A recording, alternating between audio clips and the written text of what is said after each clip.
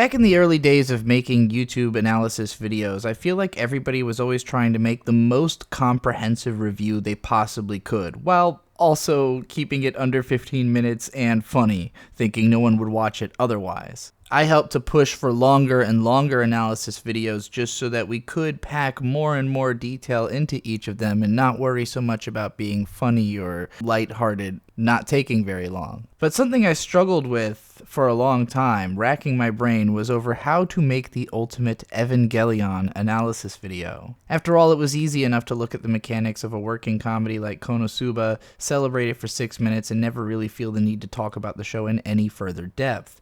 But Evangelion, besides being very dense and convoluted, also came to me in my youth, at a time when I couldn't even really understand what it was doing, and it clapped me in the feels in the way that I could never forget, even if I can't ever get a similar effect from watching it over again over the years. When I found myself and everyone around me failing to ever actually publish any Evangelion content for fear of, I guess, underdoing it, I finally resolved to just start watching the show and taking notes and making a video out of every single time I wrote enough down to make a video. As it turns out, for the first 9 episodes, I had enough to say that I could talk about them each individually in 2-episode batches as I went, and then, to my shock, I was completely without words to express how the rest of the series worked.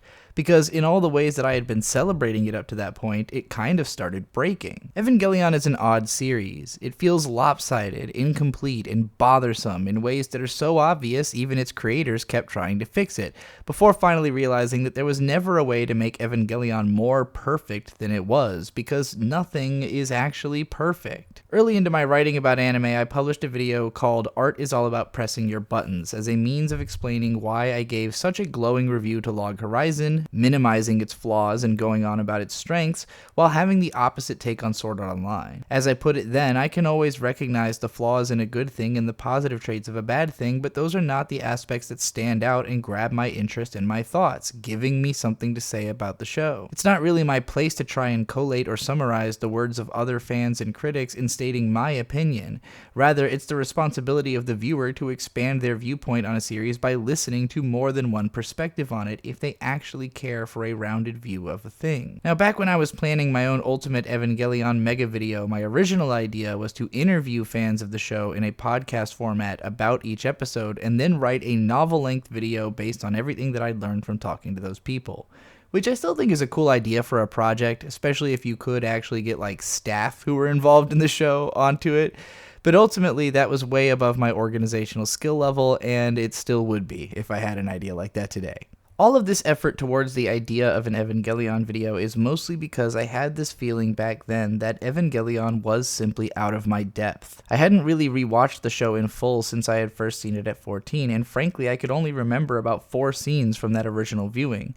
Everything else I had learned about the show since then had convinced me that I just hadn't understood what was happening for most of it. I'd connected with the show primarily through feeling just like Shinji Ikari, and in all the ways that I talked about in my video on anime dissociatives. The ending of the TV series had impacted me especially because of the speech about how everyone's perspective on one another is different from their own, which is something I was only just starting to understand at that point in my life. Everyone online seemed so confused about Evangelion, or alternately seemed to know so much lore that went over my head or wasn't included in the main show, that it made the whole thing seem like this mysterious puzzle box in need of solving. As the years went on though, and we learned more and more about Hideaki Anno and his career and his approach to Evangelion, and also got to see not only his own reinterpretation of the show, but also the echoes of it in his films like Shin Gojira, it became more evident how Evangelion was not weird and cryptic on purpose, as much as because Anno just struggles to communicate. Evangelion is literally about the struggle to communicate, and it pervades every single aspect of the show's own communication.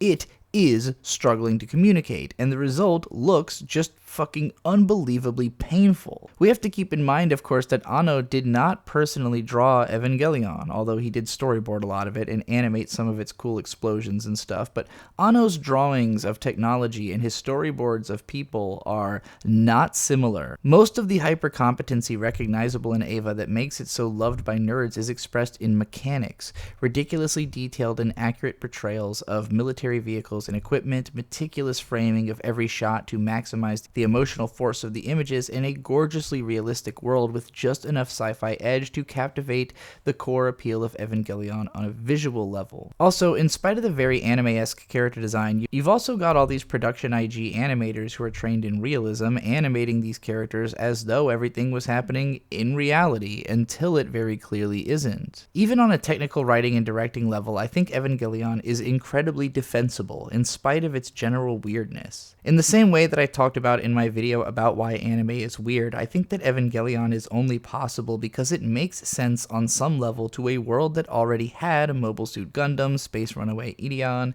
Devilman, Getter Robo, iCity. Okay, most people probably didn't know about iCity, but also a younger audience without as much awareness of those properties would still be hit by all the insanity of what's going on in the story. Unlike in the case of Demon Slayer, though, which I talked about in my video about why anime is weird, and which I have a hard time trying to watch as an adult without children, Evangelion is a show that revealed more to me as I grew up, to a perspective more like what Anno had when he had made the show, and which is expressed more through the older characters in the show whom I didn't project onto when I was a teenager. Anno may have been a strange person coming to terms with how he could communicate with everyone around him, but he understood the lexicon of television perfectly.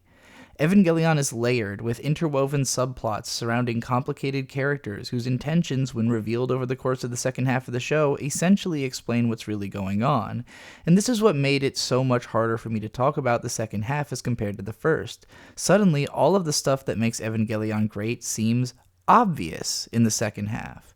This whole section is just one payoff after another to whatever was being built up in the first half, information that could only be appreciated when you know the second half and you go back with an analytical lens. There is no new understanding to be had of a revelatory twist, though, and so this part of the show loses its sense of utter surprise on rewatch, and the bigger surprise becomes how much the cracks start to show in the production during this part of the show. Reused animation, more reused animation, some kind of boring and repetitive emotional scenes, and lackluster drawings are sandwiched between those classic moments that I remembered from my first viewing. Unlike the immaculate first half of the show, the second half is just raw, intense, and memorable violence against the body and mind, surrounded by dark plot revelations in a slowly unraveling production that finally crashes in on itself in the last pair of episodes. Maybe Evangelion never really had enough content for 26 episodes after all.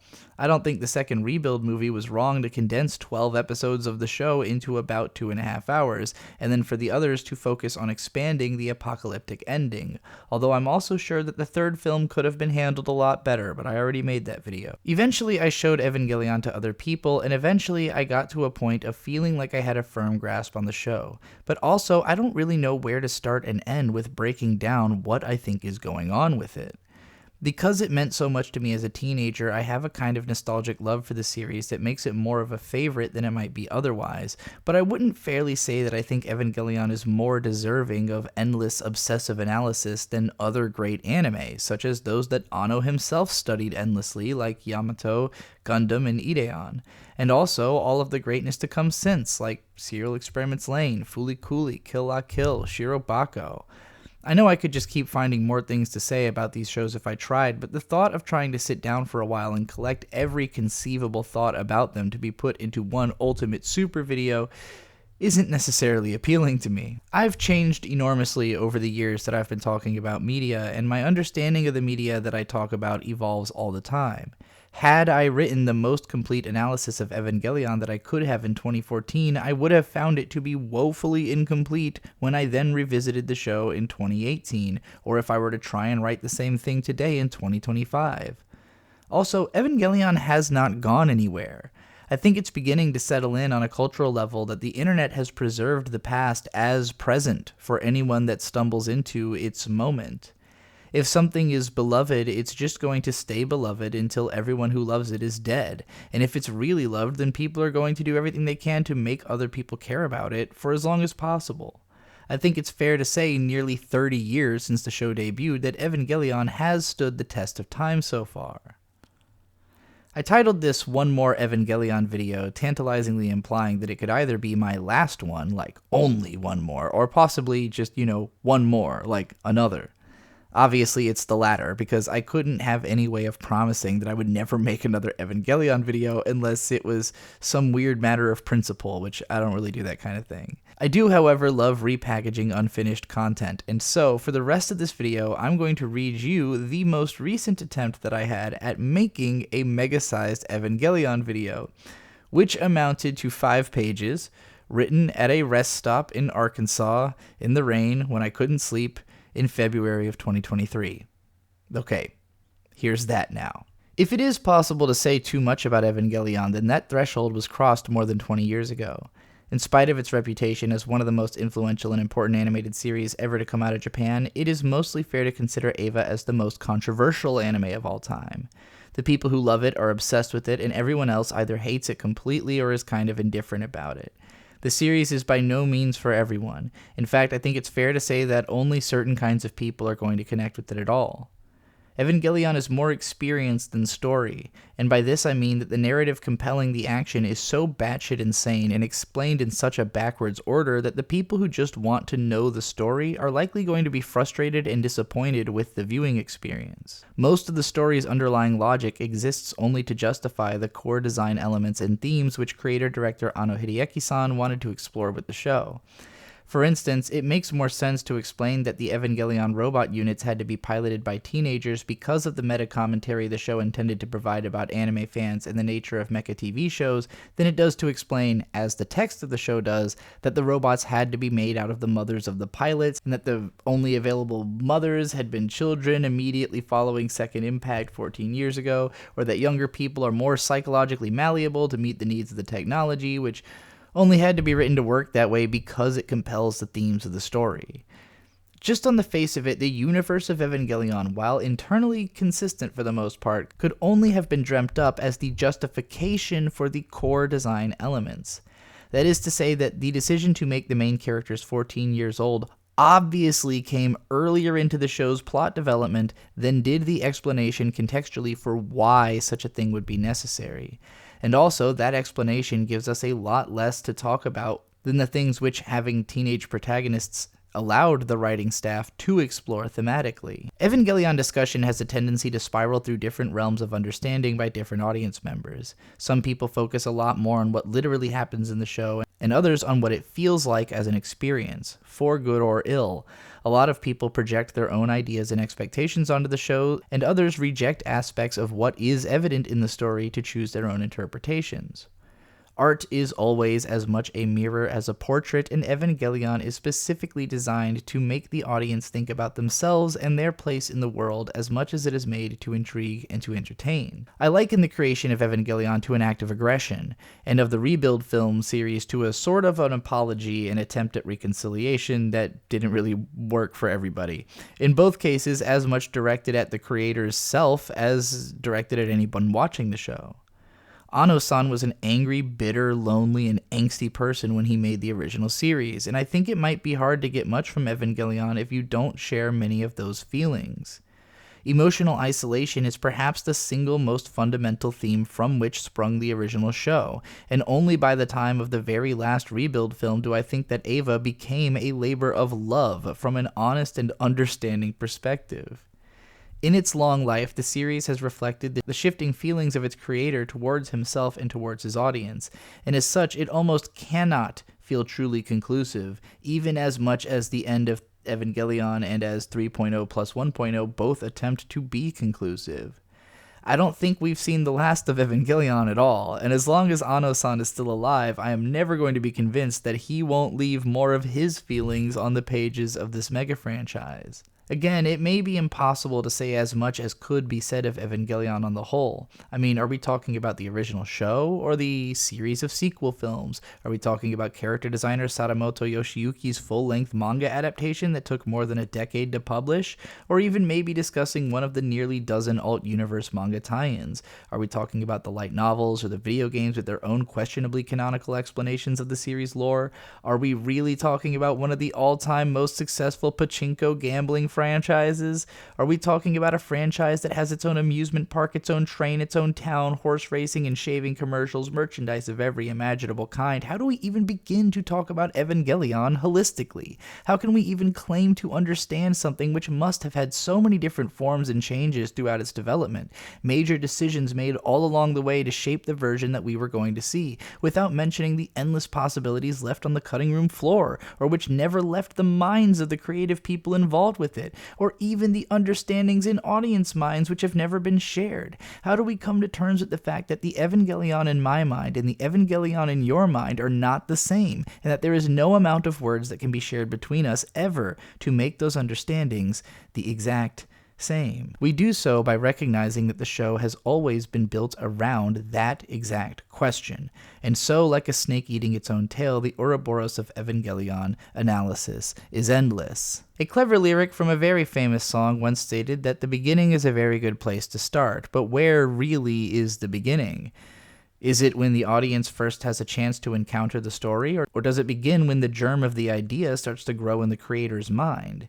In cases such as Evangelion, in which large teams of creative people have to be brought together to realize the vision of its creator, there is a version of the story that passed first through oral explanation and visual shorthand long before much of the detail was even considered, much less implemented by the staff. To how many people over how many years did Ano-san explain aspects of his idea for Evangelion before anyone else was involved in actually making it? And how quickly did their responses begin to alter the nature of the story, even as Ano-san himself understood it? I don't have the answer to those questions, and it's far too late to ask. 30 years of different memories have now been piled onto even Ano-san's own recollection of Evangelion. As sure as I am that Ano-san remembers every finalized image of the animated series in the set of films, and probably even most of his storyboards, I think there's no way he could perfectly recall the state of his original idea for the series at every stage of its growth from infancy. Ano-san's career within the animation industry is pretty well documented, and in fact, I heavily recommend the 2-hour video called The Hideaki Anno Problem by YouTuber Stevem for a rundown of his work with briefings on how most of his projects came to be. In the early 90s, he was being dicked around on all sides between the shoddily run upstart Gainax studio that might never have been known to anyone without his incredible directorial talent, and also by production committees which shortchanged them on projects like his nearly seminal 20,000 Leagues Under the Sea inspired 1991 series Nadia: The Secret of Blue Water. Ano-san was an astounding animator discovered over and over by the likes of anime god Miyazaki Hayao and everyone leveraging his talents at Gainax before he finally went off to do his own thing in the 2000s.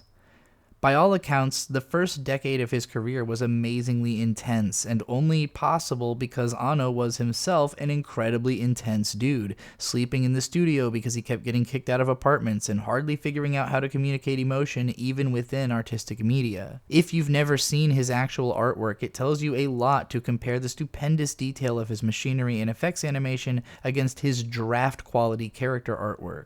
Ano is a visual storyteller primarily by method of framing. What I mean to say is that the most considered aspect of his storyboarding is where the character actually stands within the conceptual image. Ideas like introducing the main character with a front-facing portrait shot in dead center accentuated by the border of a phone booth say something just by positioning of visual elements before any of those take on detail. The parallel of an angel dominating 3/4 of the frame by lunging forward and grabbing onto Shinji's head, and Misato later doing the same thing, is storytelling even just when I describe it in words. You get the point of each scene in Evangelion not because of what is said in the story or even because of the stylized artwork, but purely because of how the different on-screen elements are placed in relationship to one another. This also applies across frames to the way that they are timed. Evangelion is often a rather under-animated cartoon and receives criticism for it from some impatient viewers who want the images to change more frequently. But every movement and change of frame in Eva is incredibly deliberate. It is a series with stark ebb and flow, moments of intense freneticism and incredible animation effort intercutting silence, mood, and feelings that won't let go easily. Its emotions are not only conveyed in how the images appear, but also by the timing and the order of which they appear. It's why some of the most captivating and memorable moments involve either holding on single images for abnormally long times, or blasting images by one after another so quickly that your brain scrambles to reclaim them. It is most often through framing and timing that Evangelion conveys its mood. The design of the visuals is mostly one-size-fits-all, in the sense that it doesn't necessarily morph to the scene in the way that a director like Yuasa Masayuki will alter the entire visual approach to a series from scene to scene to match its emotions. Eva is mostly cool and attractive in that very autistic, all-caps anime kind of way that should grab your attention anytime you glimpse it from the corner of your eye, and when it does break format and do something really different visually, it truly stands out. Color is perhaps the most excellent medium explored in the show's visual design, with moments such as Shinji practically evaporating into a white mist, or the eerie orange glow of the tanks that they clone Rei in, or the pitch-black interior of Asuka's mind that she has to rip herself out of in a bloody explosion, standing out as highlight moments. I think the weakest aspect of the rebuild films as compared to the original shows is how they default to the brightest, gaudiest color schemes over anything emotional so often, and they created this only mildly memorable crimson fixation in the later films, and otherwise decided to be weirdly photorealistic in places where the old show was more successfully impressionistic. That said, these movies also do a hell of a lot more with motion to create a feeling than the old show ever could have done. Even if the money had been there, a lot of the unique power of the rebuild films comes from the technological experimentation that had to be done just to make them possible. As much as I vouch for the visual storytelling of Evangelion, I think it's neither the most impactful aspect of the visuals nor the storytelling.